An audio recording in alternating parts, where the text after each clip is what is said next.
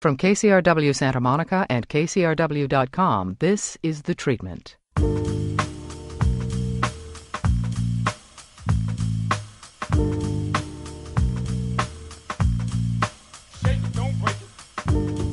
Welcome to The Treatment, which you can also hear at KCRW.com. I'm thrilled to have Alda sitting across from me. I think of him as being one of the great talkers in American television, theater, and film. He's able to take characters who express themselves verbally and find all the flaws in those characters. And he also happens to be a really interesting man who, in terms of the way he works with women, directed Meryl Streep in The Seduction of Joe Tynan. I didn't direct that. You wrote that? I wrote it. Yeah. But you directed Michelle Pfeiffer in Sweet Liberty. Yes, I did. Unless you want to correct me about something else. No. I don't like to take credit for things I didn't do. And one of my favorite performances, two of all time, were given by Alda, the one in the Mephisto Waltz. Oh, really? You like that? I love that movie. I hate that movie. What do you hate about that movie? You know what I hate about it? I was just beginning to get work as an actor, and I was very highfalutin. I only wanted to be in things that had meaning. So my agent called and said, read The Exorcist. They might want to audition you for it. And for which part do you remember? I don't know. One of the big parts, one of the leading parts. Okay. I don't know. Maybe the priest. I don't know what it was. So I read the book and I said, this is a piece of trash. I'm not going to do this. So I turned down the chance to be in The Exorcist, and 2 years later I wasn't getting any work. So I was in the Mephisto Waltz, which was worse than The Exorcist. Well, I've been refuted by Alda. It's early in the show, and I'm already being told I'm wrong about it. But no, you're not wrong. You're absolutely right to like what you like. That's really important. I don't like it when my friends want my opinion about what they might like. I like some movies that you probably don't like. We can talk about that, too. Well, another of my favorite performances, I hope you like this one, is your performance as Carol Chessman in Kill Me If You Can. That I did like, yeah. A terrific turn, and I think really sort of capsulized that power you have with words, and the way he used words as kind of a punishment. He was an interesting guy, wasn't he? He was on death row for rape and kidnap, and he claims he didn't do it, but he seems to have been some kind of genius or near genius, and kept himself alive for 11 years on death row. Basically the architect of his own defense. Yeah. He became a student of the law, and I think he was a jailhouse lawyer for other inmates, but mainly kept the execution off for about 11 years, and then they finally killed him. Your new play, which you've written, is Radiance, on Marie Curie, which is playing at the Geffen Playhouse. I was asking before we started, given that the subtitles are Passion of Marie Curie, where does that come from for you? Passion or... Yes! All of those things. I have a lot of passion, but nobody had as much passion as Marie Curie, both for science, because she kept at what she was exploring until she really overturned what were then basic concepts. The science became a kind of a philosophical pursuit for her. Well, she wanted to discover what nature really was, and the notion of how the world was made, what matter was very different then. Before her discoveries, seems like it's rolling back to that kind of point now. People denying science. Well, that's true. But scientists didn't understand it at the time. They didn't understand that an atom could give off radiation. She gave us the word radiation. She didn't discover radiation.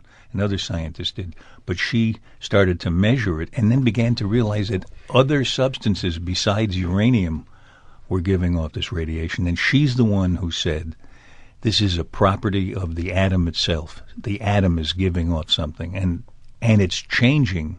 Well, that was thought to be alchemy at the time. An element was an element. An atom was an atom. It didn't change. You couldn't get it down to smaller pieces, and it is that way forever. So she was passionate. She had to be really passionate to keep at those studies until she came up with the answers, because she was really working in the dark. But she was passionate about her life, too, about the people she loved. And that makes a really good play for the stage, because she had everything against her in science, the difficulty of the science itself, that she was a woman. When she and her husband Pierre Curie got they shared a Nobel Prize with Henri Becquerel. They didn't want to give her the prize, and she had done most of the work. And she had actually discovered these other elements.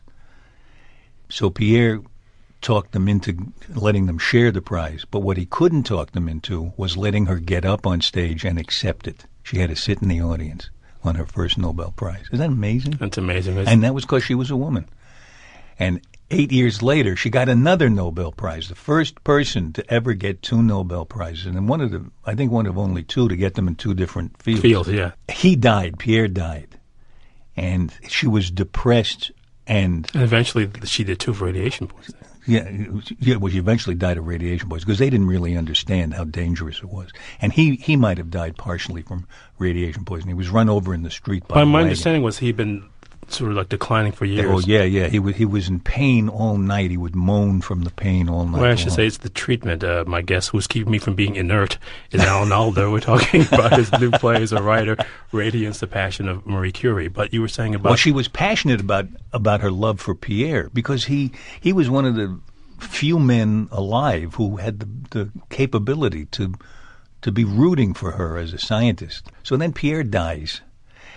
And she goes into a deep depression. She actually became a little suicidal. And I think what brought her out was falling in love with Paul Langevin, who was another genius. And he had been a student of Pierre's and was a friend of both of them. And her love with him was a passionate one, just like it had been with Pierre. But unfortunately, he was married to somebody who really didn't like it that they were having an affair. You know, one of those rare French women who didn't like. Actually, it was rare because it was expected for a man to have a mistress, but it wasn't expected that the mistress would be on an equal footing socially with the wife. And this here was a renowned scientist, which humiliated the wife. So the social norms were very different then in Paris from what they are now. And so this woman threatened Marie's life. She threatened to kill her. This is an extremely interesting story, isn't it? Oh, my God, it's great. Yeah. So it makes a great play. So I've been working on this play for 4 years, and now it's opening at the Geffen. It's The Treatment. My extremely passionate guest is Alan Alda, discussing a number of things, among which his play Radiance, the Passion of Marie Curie. But I do find it fascinating that as an actor, you have this gift, I think, for taking verbiage and giving it a real character locus. And I wonder where that came from for you. It was by virtue of being on stage where you had to sort of claim a place for a character by understanding the words, because I think it's unusual for somebody to become that big a success in TV and film with that kind of. I can't think of many other people in the last 30 years who've really done it, who made the words mean so much. I did start on the stage, and the stage is all about words, and I wanted to be a writer when I was 8 years old. It wasn't until later in life, when I was 9, I wanted to be an actor, and I always loved words and wanted to learn how to put them together so that they would do something to the brain of the reader or the listener. I didn't always put it in those terms when I was a kid, but that's what I was trying to do. I would sit, when I was 15, I remember my father was in Guys and Dolls, getting ready to open it on Broadway, and they were trying it out of town in Philadelphia, and I'd get on the train to go down and visit him, and I had index cards with me, and I would write down what I heard people saying because I wanted to learn how people spoke. What were the characteristics of speech, real speech? And it was funny. It was later, about a year or two later, I began to realize that, what's her name? A rose is a rose, Gertrude Stein. Gertrude Stein. I think she had done a similar thing because her repetitive patterns, that's the way people speak. They talk in kind of like a rolling wheel. It takes a revolution, comes back, they say almost the same thing, and then they add something to it. And I was trying to learn from an early age how people spoke so that when I would write dialogue, it wouldn't sound like it was written. It would get into your brain the way spoken speech would get into your brain. At least that was my hope. The thing that I just find fascinating about you as an actor is you've often played characters who have an excitement about words and expressing themselves. And that somehow must come from you, because the thing that links a lot of these people. It had something to do with the rest of my body. I look better in a suit than I do in a loincloth. So that means I play people who speak rather than hit people. But I still find that's a really fascinating thing about you. Just that, I mean, just talking about Carol Chessman or Joe Tynan, or even you got at a certain point you played nothing but centers between the West Wing and The Aviator. I play people who talk. You're right. Yes. What am I going to say? Stick them up? Those are words too.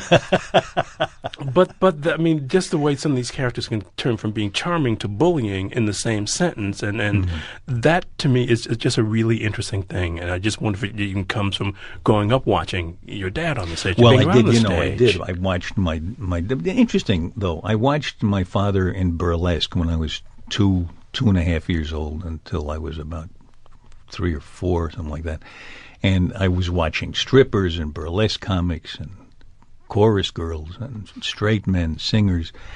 And I think I got a really good fusion of talk and movement. Certainly the strippers gave you a great sense of movement. And I developed a lifelong interest there. But the comics used words and a lot of puns and a lot of... The jokes were very simple and simple-minded, but the joke wasn't always just the word. The joke was the thought process under the word, where you heard the collision of two subterranean thought processes. That's a little complicated, but it was often about what they were really thinking rather than what they were saying. So they're offering a kind of subtext in the way that they in spoke. a way, even though it was very routinized and formulaic. And today it wouldn't be funny to us. But I was hearing that happen, and I also saw the physical humor. You take a thought and you don't express it in words at all, but it comes out through the body. And that's really, that can be a revelation to see people who can really do that. But so much of that is about this thing we're talking about subtext and things that, even though there are verbal exchanges, those things you're talking about that go unsaid, and the way that you use those words to sort of get what you want without saying what you want. Yeah, that's the most interesting part about dramatic writing to me. Like in the Marie Curie play in Radiance, if I'm sitting down to rewrite a scene or to throw it out and write a new scene, which I do whenever the actors are in rehearsal, you start to see what's possible and what the actors can come up with, and you think, I think I can make a better scene here.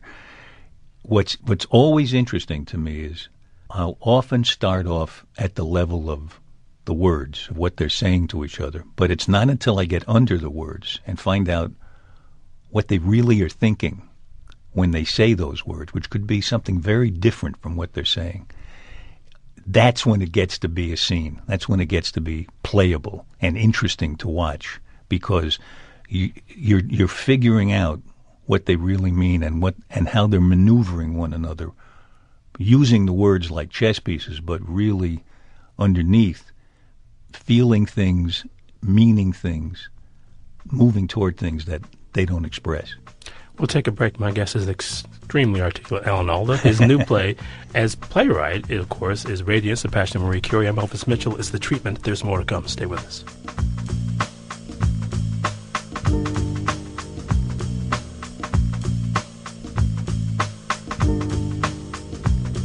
You're listening to The Treatment with Elvis Mitchell from the studios of KCRW Santa Monica. Want more of The Treatment?